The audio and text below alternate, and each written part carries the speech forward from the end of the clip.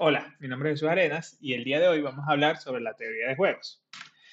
¿Qué vamos a ver sobre la teoría de juegos? Primeramente, vamos a ver una definición general sobre la teoría de juegos y a partir de ella vamos a ver sus cuatro grandes clasificaciones, que son según su cooperación, según su representación, según la información, según el resultado y por último, para no quedarnos solo en la teoría, vamos a ver un ejercicio aplicado sobre esto. Bien, primeramente, ¿qué es la teoría de juegos? Bien, la teoría de juegos es una rama de la matemática aplicada donde se estudia cómo tomamos decisiones estratégicas cuando el resultado de estas decisiones no depende solamente de nosotros, sino que también depende de lo que decían terceros o de lo que decían otras personas. Dicho esto, ¿por qué esto sería importante o por qué sería relevante en sí? Básicamente porque esto se representa en muchísimas situaciones reales cada día. Puede ser desde algo tan micro como negociar un precio en la calle, regatear un precio, etcétera, hasta algo tan relevante y macro como puede ser dos países acordando un tratado. Eh, También puede ser algo que vivamos al día a día, como decidir cooperar o competir con un compañero de trabajo. Y entender esto de la teoría de juegos nos ayuda a predecir el comportamiento y tomar mejores decisiones en cuando este conflicto se presente. Bien, entonces pasemos a las clasificaciones. Primero tenemos según su cooperación. Tenemos los juegos cooperativos y los juegos no cooperativos.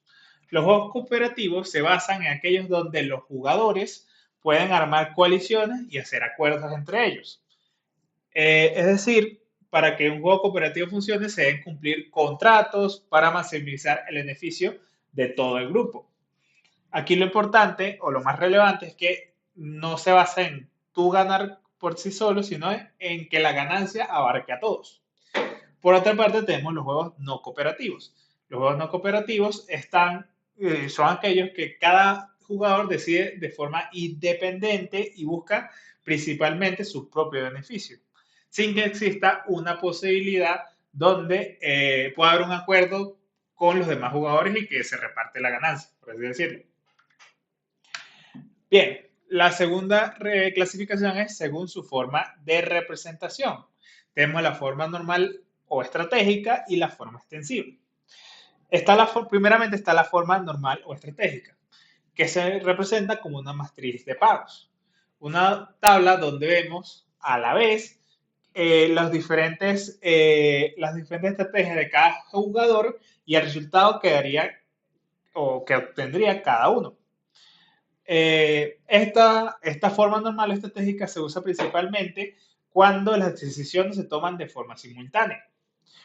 Por otro lado, la forma extensiva se representa como un árbol de decisión, mostrando un orden donde ocurren cada movimiento y cómo cada decisión tomada afecta a uno de los otros demás movimientos. Y también muestra cada información que el usuario tiene al momento. Esto se puede ver muy fácil en los juegos de rol, los juegos por turnos, donde va uno después del otro y el movimiento de cada uno afecta el movimiento del siguiente y el usuario siguiente tiene información de lo que ha cambiado. Bien, ahora la tercera clasificación que es según la información disponible. Tenemos la información completa y la información incompleta. En los juegos de información completa, todos los jugadores conocen las estrategias y las posibles ganancias o pérdidas. Por su parte, en la información incompleta, al menos uno de los jugadores no conoce o no está al tanto de algo importante durante el juego, bien sea un resultado, una estrategia, etc. Por lo que hay ciertos jugadores que van a tener más ventajas que otros. Y por último tenemos según el resultado. Existen los de suma cero y los de suma no cero o suma o variables. Los juegos de suma cero son aquellos donde un jugador es exactamente, donde lo que gana un jugador es exactamente lo que pierde el otro. Es decir, si sumamos todo, siempre da cero. Es un conflicto totalmente competitivo, algo así como un todo o nada. O sea, el que gana se lo lleva todo, básicamente. Los juegos de suma no cero o de suma variable son aquellos donde el resultado total puede cambiar según las decisiones. Aquí sí es posible que ambos ganen, o que ambos pierdan, o que uno gane más que el otro, pero siempre puede variar. No es como el otro que el que gana, ganó siempre. Listo. Visto estas cuatro clasificaciones, vamos a pasar o aterrizar esta teoría en un ejemplo práctico. Este ejemplo es el dilema del prisionero. Entonces, vamos a explicarlo desde el principio para que se pueda entender de qué trata este dilema. Bien, imaginemos la siguiente situación. Tenemos dos sospechosos detenidos por la policía haciendo cosas sospechosas. Eh, Estos dos sospechosos son tomados e interrogados en salas separadas, sin que puedan hablar entre ellos. Entonces, aquí, cuando están en salas separadas, cada uno tiene que decidir, sin saber qué va a hacer el otro, entre dos opciones. Opción número uno, callar, es decir, no acusar al otro. Si ellos callan, cooperan con su cómplice y no confiesan claramente. La opción dos es confesar, es decir, delatar a su cómplice para intentar reducir su condena. Dependiendo de lo que decida uno u otro, la condena va a cambiar. Ahora, aquí tenemos en esta tabla una matriz de pago de los años de condena. Bien, entonces, primero tenemos, si ambos callan, esto quiere decir que cada uno recibe un año de cárcel, porque no pueden probar el delito y son tomados por el hecho de ser algo, de estar en la zona, pero no pueden decir que uno o el otro lo hizo realmente. Si ambos confiesan, quiere decir que cada uno va a recibir 5 años porque se van a declarar culpables. Ahora, la tercera es, si uno confiesa y el otro calla, el que confiesa queda libre, con 0 años, y el que cayó recibe 10 años de condena. ¿Por qué? Porque es el culpable total, por así decirlo. Bien, dicho esto, que según la lógica de uno el tercero, ¿qué pensaría uno que va a pasar? Que es la parte más interesante de este dilema. Desde aquí, desde afuera, uno viéndolo, uno diría, bueno, los dos se callan, cada uno se queda con un año y se sale en un año más fácil, así uno no se lleva los 5 años ni los 10. Y ese es como un razonamiento eh, bien bueno, bien clásico, bien simplista, pero la realidad es otra, porque aquí entra la trampa del dilema. Cada sospechoso, pensando en sí mismo, lo que haría o lo que va a hacer es, ok, yo voy a confesar, le voy a decir que el otro, voy a asumir que el otro se va a callar y yo quedo libre. No tengo que vivir un año en la cárcel. El otro sospechoso pensó exactamente lo mismo, o va a pensar exactamente lo mismo porque todos están asumiendo que el otro va a callar, lo cual no pasó. Entonces, si bien a nivel individual lo que más le conviene es que ambos se callen, eh, la realidad es que eso no pasó. O sea, si lo vemos desde afuera, se ve lo más razonable, pero eso no va a pasar.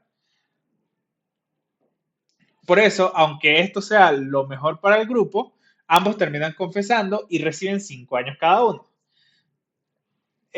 A este resultado que ocurre, es decir, ninguno recibió el castigo mayor, pero ambos recibieron un castigo equivalente, mayor a lo que pudieran haber recibido si se callaban.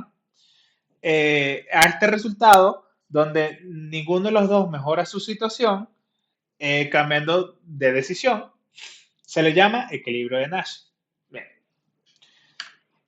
Ahora, dicho lo anterior, vimos que lo que sucedió fue, aunque teniendo un resultado que beneficiaría a ambos de la mayor manera, lo que terminó ocurriendo es que cada uno vio su beneficio propio, causando que cada uno recibiera el castigo medio, no el castigo mayor, pero al final de cuentas no mejoró su situación. Igual terminaron presos por mucho más tiempo de lo que pudieran haber quedado si se callaban. Entonces, ahora, visto ese dilema, vamos a clasificarlo de acuerdo a las definiciones que vimos anteriormente. Primeramente, tenemos que es un juego no cooperativo. ¿Por qué? Porque cada sospechoso decide por su cuenta, sin interactuar con el otro y sin un acuerdo entre ambos. Segundo, tenemos que estar en forma normal. ¿Por qué? Porque lo representamos en una matriz de pagos y las decisiones son simultáneas. Es decir, todo ocurre a la vez. Número 3, tenemos que es de información completa, porque ambos conocen de antemano todas las opciones que puedan ocurrir y todo lo que pueden ganar o perder. Y por último, es de suma no cero, porque el total de daños del juego cambia según la combinación de decisiones que se tomen. Es decir, no es como un todo o nada, sino que dependiendo de lo que haga uno del otro, va a cambiar. Listo. Ok, entonces, para resumir todo lo que vimos hoy, primeramente podemos decir que la teoría de juegos estudia cómo tomamos decisiones estratégicas en ambientes donde también depende la opinión de los demás o las decisiones de los demás. Vimos que se pueden reclasificar dependiendo de su cooperación, de su forma de representación, la información disponible y el resultado. Y con el dilema del prisionero, al final vimos todo esto anteriormente mencionado aplicado. Pudimos ver estas 4 clasificaciones aplicadas en un solo ejemplo real, un solo ejemplo que podía darse en cualquier contexto de la vida. Y además pudimos entender qué es el equilibrio de Nash, que es cuando las decisiones tomadas no mejoran la realidad de ninguno de los dos anuentes en el problema. Bien, espero que este video les haya servido y les haya gustado a ayudar a entender lo que es la teoría de juegos. Muchas gracias.